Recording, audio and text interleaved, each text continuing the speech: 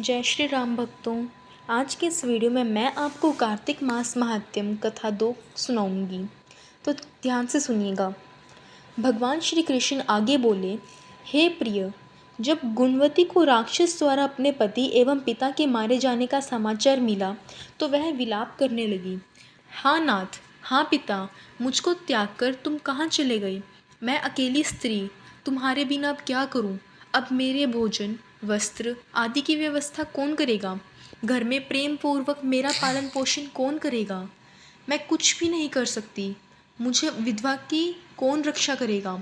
मैं कहाँ जाऊँ? मेरे पास तो अब कोई ठिकाना भी नहीं रहा। इस प्रकार विलाप करते हुए गुणवती चक्कर खाकर धरती पर गिर पड़ी और बेहोश हो गई। बहुत देर बाद जब उसे होश आया तो वह पहले की ही भांति करुण विलाप करते हुए शोक सागर में डूब गई। कुछ समय के पश्चात जब वह संभली तो उसे ध्यान आया कि पिता और पति की मृत्यु के बाद मुझे उनकी क्रिया करनी चाहिए जिससे उनकी गति हो सके। इसलिए उसने अपने घर का सारा सामान बेच दिया और उससे प्राप्त धन से उसने अपने पिता एवं पति का श्राद्ध आदि कर्म किया। तत्पश्चात वह उसी नगर में रहते हुए 8 पहर भगवान विष्णु की भक्ति करने लगी। उसने मृत्यु पर्यंत तक नियम पूर्वक सभी एकादशियों का व्रत और कार्तिक महीने में उपवास एवं व्रत किए। हे प्रिय, एकादशी और कार्तिक व्रत मुझे बहुत ही प्रिय हैं। इनसे मुक्ति, भुक्ति, पुत्र तथा संपत्ति प्राप्त होती है। कार्तिक मास में जब तुला राशि पर सूर्य आता है तब ब्रह्म मुहूर्त में उठकर स्नान करने व व्रत व उपवास करने वाले मनुष्य मुझे बहुत प्रिय हैं, क्योंकि यदि उन्होंने पाप भी किए हों तो भी स्नान व व्रत के प्रभाव से उन्हें मोक्ष प्राप्त होता है।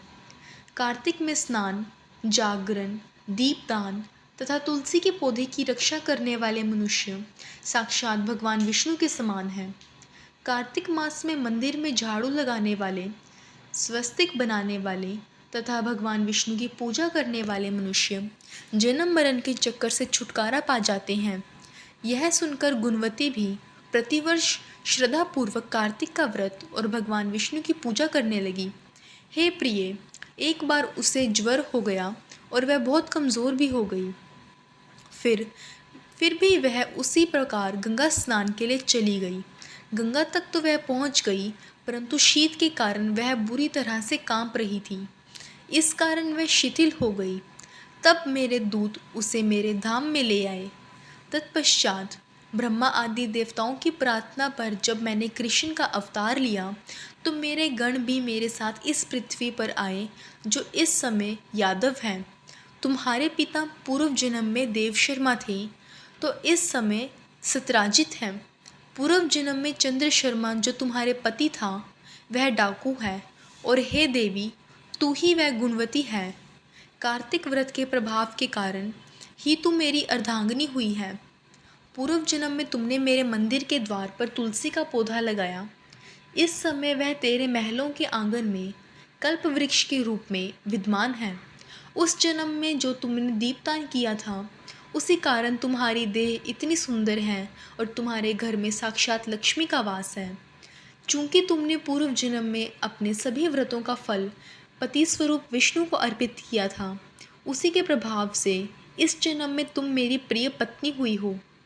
पूर्व जन्म में तुमने नियम पूर्वक जो कार्तिक मास का व्रत किया था उसी कारण मेरा और तुम्हारा कभी वियोग नहीं होगा। इसी प्रकार कार्तिक मास में व्रत आदि करने वाले मनुष्य मुझे इस तुम्हारे समान प्रिय हैं।